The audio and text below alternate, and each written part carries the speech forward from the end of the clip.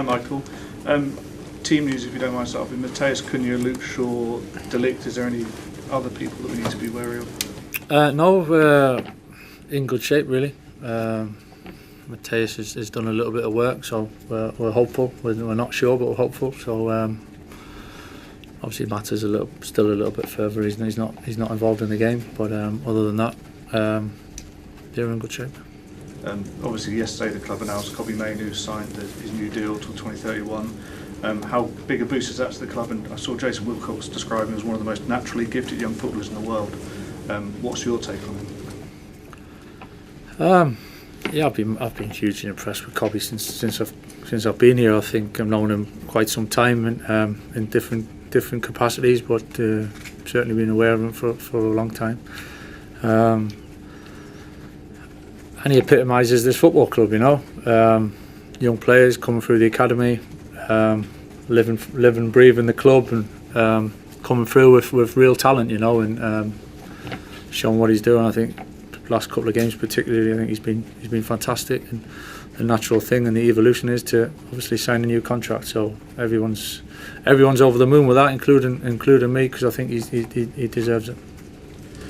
Michael, when we spoke to you a couple of weeks ago about Leeds, obviously we spoke about the rivalry, and you've not played that often against them. Clearly you played quite often against Liverpool.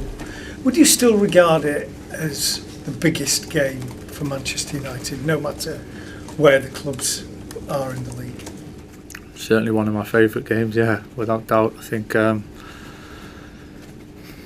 it's a standout game, you know. I think there's obviously big games and big rivalries that we have with other teams, but certainly this one is right up there. And the history, the ups and downs that past has produced in these type of games, and the excitement and entertainment, I think it's and the emotion, which is a huge part of it. It makes it a really special game. If you think about the game, what thing do you think of first? I think it's just that edge and that competition, really, and irrespective of league positions over the years of who's been on top at certain times or whatever, it's never really changed the feeling of the game and the emotion and the supporters. And I think it's and really appreciating what it means to the supporters. I think we have to do that. It's just a special game, you know, to be part of, and obviously to come out on top is one of the best feelings you'll get. Afternoon, Michael. To go back to Kobbie, he hadn't started a Premier League game until your return. I just wondered, putting football aside though, what was it like to first talk to him when you came back? Because I imagine he probably wasn't full of confidence, having not played a lot of football, and maybe having that first dip of the early part of his career. So what was that like with Kobbie the person rather than Kobbie as a footballer? Like all the players, I think, trying to get that connection and understanding and building relationships. Certainly understanding what it had looked like for Kobbie over the last 2-3 years, and the ups and the downs and the big highs and some challenging times. And letting him thrive, you know, just giving him that platform to go and be himself. And I think he's evolved. He's improving all the time. I think you can see that. The more responsibility, the more confidence, the more belief keeps adding to his game, and he's certainly done that. But yeah, just giving him that platform and that opportunity to go and be the best version, and he's, as I just said, he's done fantastic with it. There's more to come. There's loads more to come. I keep saying that for some time because he's such a young man, you know. But he's in a great spot at the moment. Michael, you said there's loads more to come. By the end of this contract, it'll be sort of mid-20s. What do you think he could achieve here and beyond in that time? Well, hopefully he's here for a long time, and he's part of successful teams that win things, win trophies. That has to be the aim. It's not going to be easy. It's not going to be straightforward. But that's got to be the challenge, and that's got to be the aim of Kobbie is to be the best version of himself and keep pushing, keep improving. But certainly having a platform of a team and the football club that's in a good place to keep pushing forward as well. And we want to be competing for the biggest of trophies, and we've done it in the past, and we need to do it again. Time. Hi, Michael. You've had a very settled team since you've come back, and obviously the schedule has helped with that. But do you think the squad is deep enough and big enough to compete on maybe 4 fronts next year and play 60 games rather than 40? Well, it's certainly a different challenge to what we've had over the last 3 or 4 months. It's a natural one. I think it's where we want to be. So it's a real positive if that is the case. If we get in the position that we want to finish in the league to be able to do that. And obviously evolving all the time. I think always trying to improve, always trying to be stronger. Whether that's quality, whether that's depth, whether that's the makeup of the squad, the balance of the squad, the balance of the team. Constantly pushing to move forward, really. Jamie.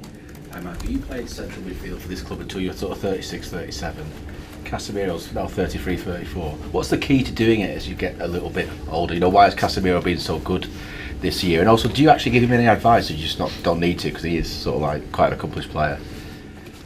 Yeah, I think it's quite interesting in terms of how much you give certain players. Even younger players, you think sometimes you need to help them a lot and give them a lot. Other times you actually, a little bit like Cobby's scenario, really, of knowing when to come off and just let them develop and let them thrive. There's a little bit.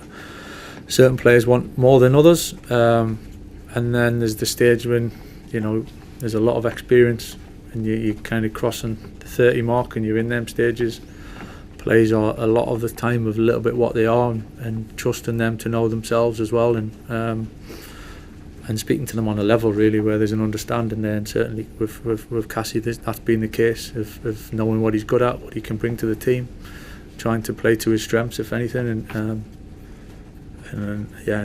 having a real trust in his experience and the level that he has. And to play for so long at such a level, it takes a lot. It takes a lot of sacrifice. It takes a lot of work. It's not easy, I think. That was something I was personally proud of sustaining it for a period of time. And certain players have different types of careers. There's big spikes and maybe a bit dip. Some players a bit more steady, but to do what he's done over such a long period of time takes a lot of credit. It takes a lot of work and a lot of credit for everyone for doing what he has. Richard. Hi Michael, you said that Liverpool and United's a big game irrespective of league position, but this year there's the chance to finish ahead of them, whereas obviously last year there's a big difference in the table between the clubs. And what would it mean this year if you can? Yeah, I just think this probably shows the improvements of the group really, and getting stronger, and then to be coming into this game in such a good position, on the back of good results and trying to achieve and moving forward. So fully aware of the situation in the league and how close it is between us, but that's not something really we've focused on going into this game. I think it's a one-off game. I think they've got some terrific players. They're a good team. They won the league last year, and obviously we respect everything that goes into the game. So we're treating it as that, as a one-off game. The league position is what it is, but Sunday's a whole different ball game.